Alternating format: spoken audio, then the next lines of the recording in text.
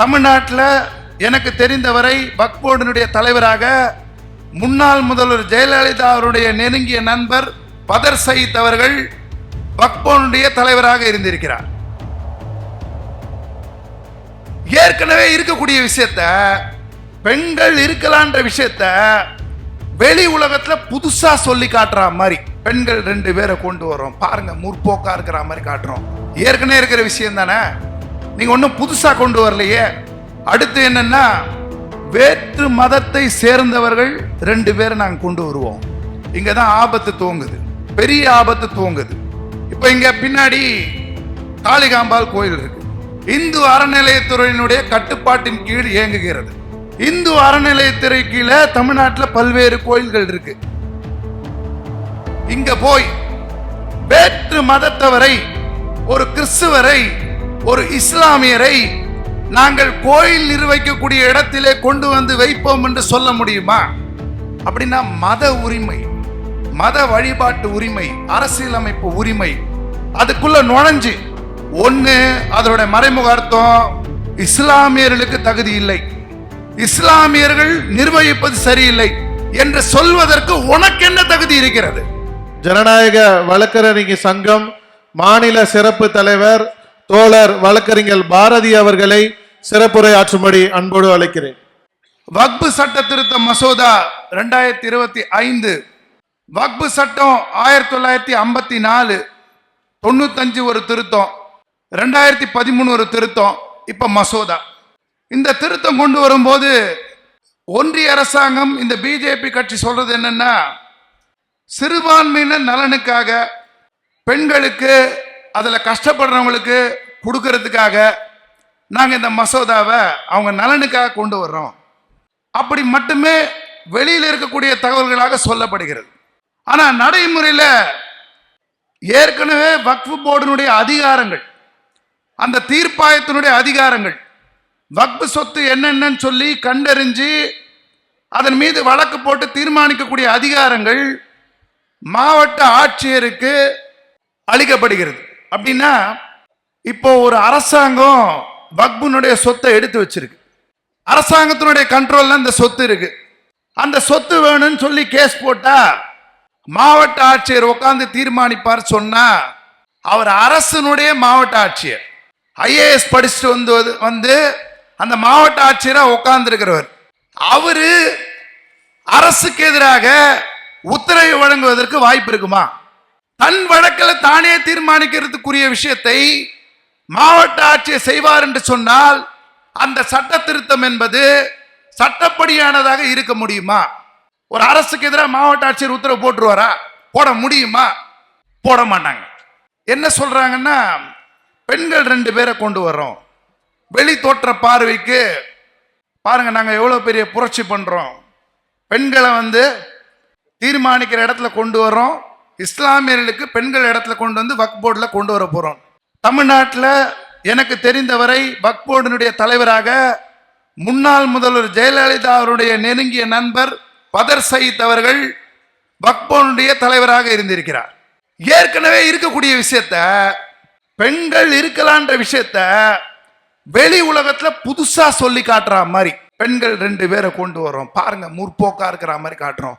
ஏற்கனவே இருக்கிற விஷயம் தானே, நீங்க ஒன்னும் புதுசா கொண்டு வரலையே.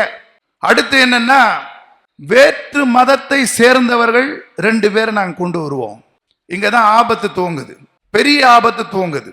இப்ப இங்க பின்னாடி காளிகாம்பாள் கோயில் இருக்கு. இந்து அறநிலையத்துறையினுடைய கட்டுப்பாட்டின் கீழ் இயங்குகிறது. இந்து அறநிலையத்துறை கீழே தமிழ்நாட்டில் பல்வேறு கோயில்கள் இருக்கு. இங்க போய் வேற்று மதத்தவரை, ஒரு கிறிஸ்துவரை, ஒரு இஸ்லாமியரை நாங்கள் கோயில் நிர்வகிக்கக்கூடிய இடத்திலே கொண்டு வந்து வைப்போம் என்று சொல்ல முடியுமா?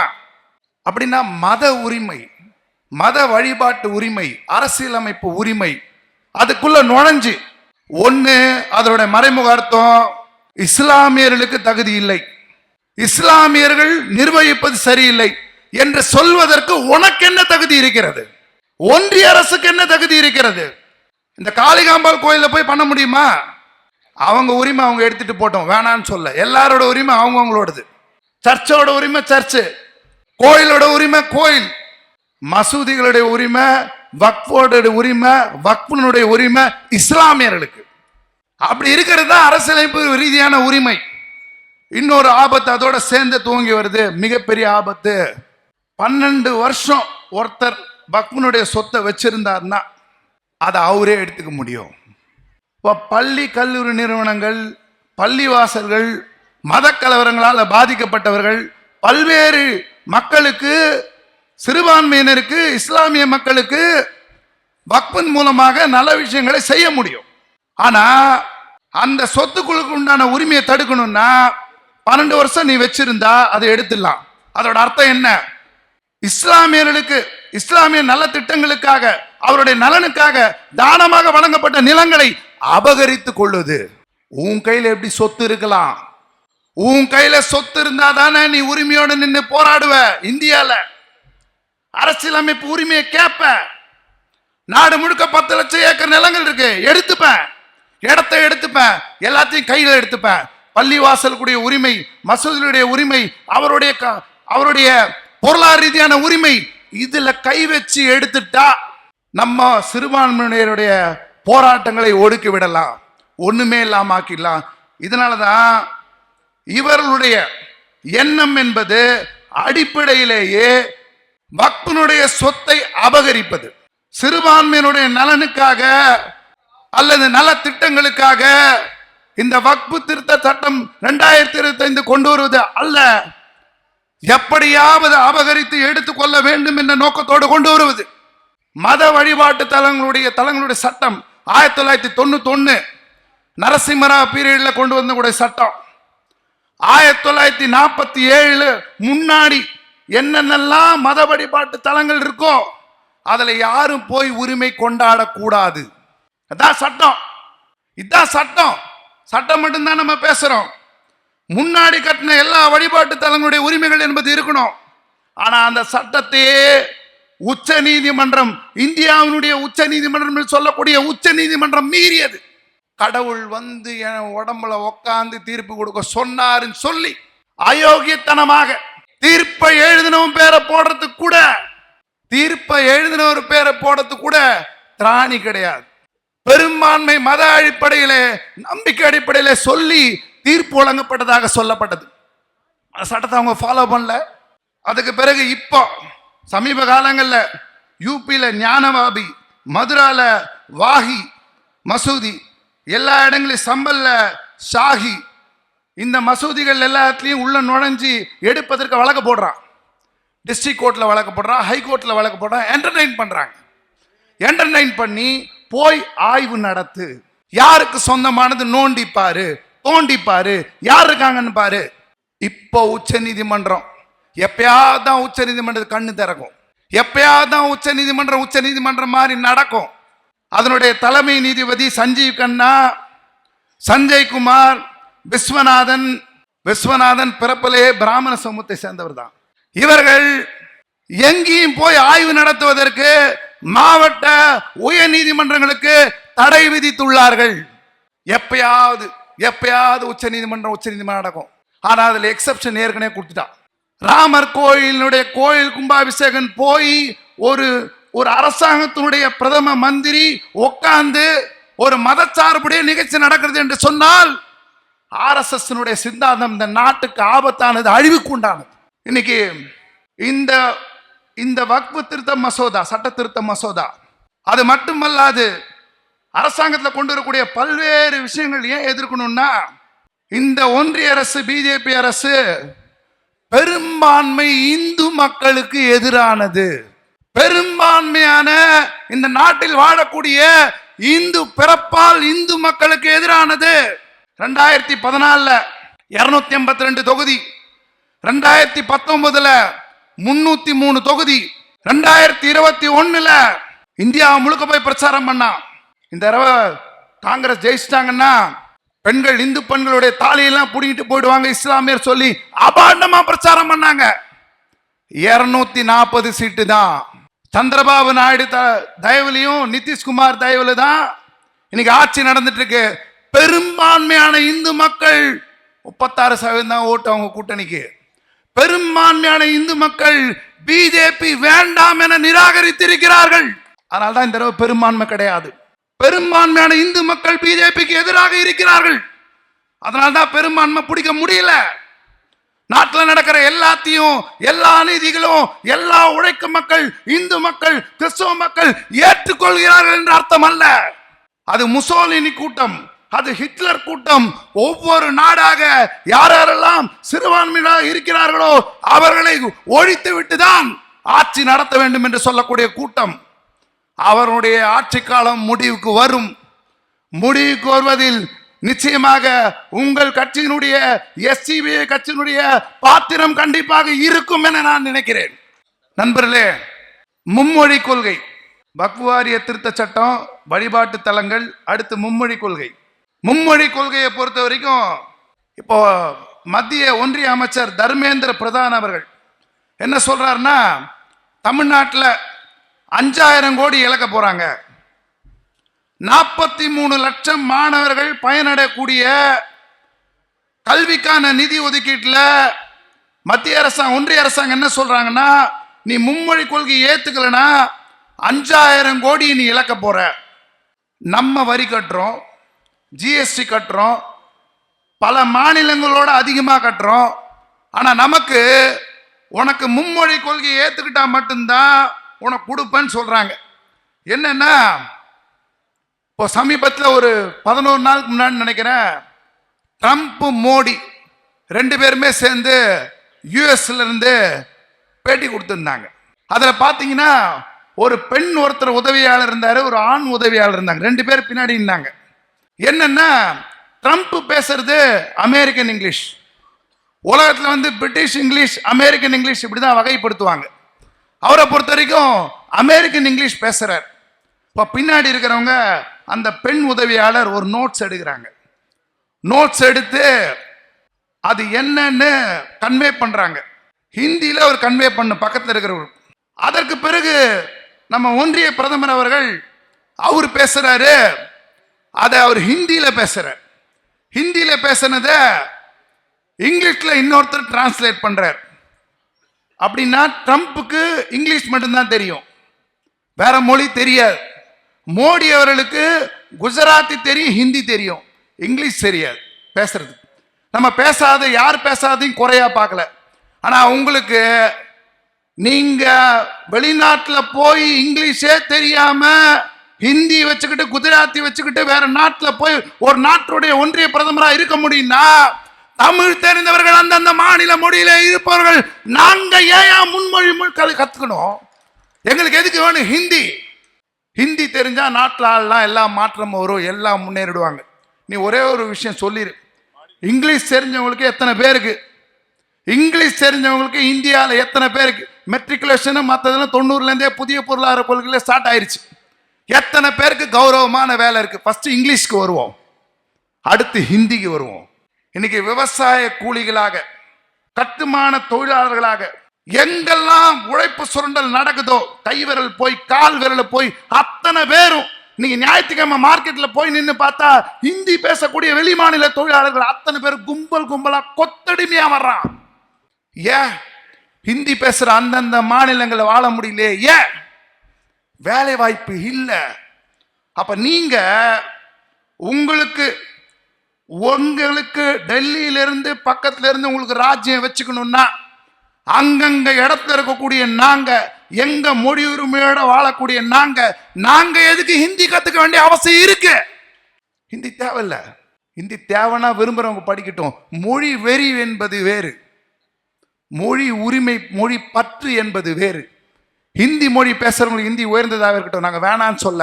ஆனா எங்கள் தமிழ் மொழியை, எங்கள் மொழியை நீ அழிப்பாய் என்று சொன்னால் எதற்கும் தயாராக தமிழ்நாடு இருக்கும். களத்துல இறங்கி போராடும். உன் மும்மொழி கொள்கை எங்களுக்கு வேணாம், நீ தூக்கி குப்பை தொட்டியில போடு. 5000 கோடி நீ திருப்பி தரமாட்ட தமிழ்நாடுல சொன்ன என்ன ஆகும்? இன்னைக்கு பல்வேறு சட்டங்கள் வருது. ஒன்று பெரிய உதாரணம், குற்றவியல் சட்டங்கள்லாம் 3 சட்டத்தை கொண்டு வந்து மாற்ற வேண்டாம். பாரதிய நியாய சன்ஹிதா, பாரதிய நியாய சுரக்ஷா சன்ஹிதா, எல்லாம் சமஸ்கிருத பேர், ஹிந்தியோட கலந்து நம்ம வாயில உச்சரிக்கணுமா, இந்தியா முழுக்க இருக்கிறவங்க உச்சரிக்கணுமா. என்ன சொன்னான்னா, நாட்டில் இருக்கக்கூடிய வறுமை ஒழியும், பிரச்சனை ஒழியும், குற்றங்கள் குறையும் சொன்னான். வெறும் பேரை மாத்திட்டான்பா, அவ்வளவுதான். இந்தியாவில் என்ன குற்றங்கள் குறைஞ்சது? என்ன செய்யணும்னா, யார் கீழே இருக்காங்களோ, அடித்தட்டு மக்களா இருக்காங்களோ, அவங்களுக்கு கிடைக்க வேண்டிய கல்வி, மருத்துவம், வேலை வாய்ப்பு, இதை தூக்குனா மட்டும்தான் குற்றங்கள் குறையும். அதற்கு பதிலாக நீ சட்டங்களை மாற்றுவதன் மூலமாக, சட்டத்தை ரொம்ப ஸ்ட்ரிக்ட் ஆக்கிறன்னு காட்டுறதன் மூலமாக ஒண்ணுமே நடக்காதுன்றதுக்கு அந்த 3 சட்டங்கள் கொண்டு வந்ததுக்கு உண்டான ஒரு காரணமா இருக்கு. நண்பர்களே, இப்போ சமீபத்தில் மத்திய பட்ஜெட் வெளியில வந்துச்சு. அந்த பட்ஜெட்ல என்ன சொன்னாங்கன்னா, நாங்க மிகப்பெரிய மாற்றத்தை கொண்டு வந்திருக்கோம், செஞ்சுட்டோம்ட்டாங்க. என்னன்னா 7 லட்சத்திலிருந்து 12 லட்சம் ரூபாய் வரி விலக்கு. இந்த 1 லட்சம் 12 லட்சம் சம்பாதிக்கிறாங்க பாருங்க, அவங்க மொத்தமே 1 கோடி பேர் தான். 140 கோடியில 1 கோடி பேர் மட்டும்தான் 1 லட்சம் ரூபாய் மாசம் சம்பாதிக்கிற அரசு ஊழியர்ல மற்ற கேட்டகரியில் இருக்கான். 139 கோடி பேருக்கும் தேசிய நகர்ப்புற வேலைவாய்ப்பு திட்டத்தில் இருந்து, பள்ளி கல்வியில இருந்து அத்தனை பேருக்கும் பெரிய நிதி ஒதுக்கீடு என்பது கிடையாது. அப்ப என்ன செஞ்சிருக்கணும்? பெட்ரோல் டீசல் விலைவாசி குறைச்சிருக்கணும், வரிய ஜிஎஸ்டியை குறைச்சிருக்கணும். அத்தனை விதமான விஷயங்களை செஞ்சிருக்கும் போது இந்த நீ ஏதாவது சொல்லலாம், நான் பட்ஜெட் போட்டேன்னு சொல்லி. ஆனா சும்மா கண் துடைப்புக்காக நடத்துவது, கண் துடைப்புக்காக செய்வது. நண்பர்களே, நமக்கு முக்கியமான நோக்கம் ஒன்று இருக்கு. என்னை போன்ற இடதுசாரிகளையும் முற்போக்காளர்களும் உங்களை போன்றவர்களுக்கும் அத்தனை பேருக்கு நம்ம ஒரு வேலை இருக்கு. அரசியலமைப்பு சட்டத்தை பாதுகாப்பது முக்கியமான நோக்கம். என்னன்னா, அரசியலமைப்பு சட்ட உரிமைகளை பாதுகாப்பது. அரசியலமைப்பு சட்டம் சரத்து 15 சொல்லுது, மதம், இனம், மொழி என்று வேறுபாடு காட்டி நடத்த கொள்ள கூடாது. காளிகாம்பாள் கோயில்ல பின்னாடி இருக்கிற கோயில்ல இந்துக்கள் மட்டுமே அந்த துறையில அந்த நிர்வகிக்கக்கூடிய இதுல இருக்க முடியும் சொன்னா, வக்ஃப்ல வேற்று மதத்தை சார்ந்தவர்களை உள்ளே கொண்டு வரக்கூடாது என்பது அரசியலமைப்பு சரத்து 15 கீழான உரிமை. மக்கள் தலைவர் அம்பேத்கர் கொண்டு வந்திருக்கக்கூடிய உரிமை. அரசியலமைப்பு சட்டத்தினுடைய 26 சரத்து மத விவகாரங்களில் நிர்வகிக்கக்கூடிய உரிமை என்பது அரசியலமைப்பு சரத்து 26 பேசுகிறது. நாங்க நிர்வகிக்கிறோம், நாங்க பார்த்துக்கிறோம், நாங்க செய்யறோம். கல்வி நிறுவனங்கள் நடத்துவதற்குண்டான நிர்வகிப்பதற்குண்டான உரிமை சரத்து 30, 15, 20, 26, 30 அவ்வளவுதான். இதுக்குதான் போராட்டம், இந்தியா முழுக்க போராட்டம். அரசியலமைப்பு தலைமை, கான்ஸ்டிடியூஷன் ரைட்ஸ், இந்தியாவுடைய அடிப்படை உரிமை. அதை பாதுகாக்கிறது, அதை மீறுவதற்குண்டான நடவடிக்கை தான் வக்ஃப் சட்ட திருத்த மசோதா 2025. அதனால் அது குப்பை தொட்டியில் வீசப்பட வேண்டிய ஒன்று. நண்பர்களே, 2-3 விஷயம் தான். தலைவர்கள் வந்துட்டாங்க, நடுவில் பிரேக் விட்டதுனால போயிடுச்சு, ஃபாஸ்ட் ஃபார்வர்டில் போயிருந்திருக்கோம். என்னன்னா, மகா கும்பமேளான்னு சொல்லி எந்த மதமும் அவங்கவுங்க பண்டிகை, அவங்க நிகழ்ச்சி, அவங்க திருவிழாவில் கொண்டாடிக்கலாம், பிரச்சனை இல்லை, பிரச்சனையே இல்லை, அது மதிப்பு வாய்ந்தது தான். ஆனால் இன்னைக்கு செத்து போறாங்க சாதாரண ஜனம். நீங்க போய் பாருங்க, அம்பானி அதானி வீட்டு குடும்பத்திலேருந்து போய் யாரும் இறக்கல, பணக்கார வீட்டு குடும்பத்திலேருந்து யாரும் போய் இறக்கல. சாதாரண ஜனங்க, சாதாரண உழைக்கும் மக்கள். ட்ரெயினை உடைக்கிறான், கம்பியில குத்துறான், உடைக்கிறான், ஏறி போகணும்னு நினைக்கிறான், கல்லை தூக்கி வீசுறான், போகணும்னு நினைக்கிறான், ரயில்வே டிராக்ல செத்து போறாங்க, மேலே ஏறும்போது செத்து போறாங்க, அங்க போய் செத்துறாங்க. அங்க போனா நிறைய பேர் லட்சக்கணக்கான போனால பாக்டீரியா, கிருமி, மலக்கிருமிலாம் பரவுதுன்னு சொல்றாங்க.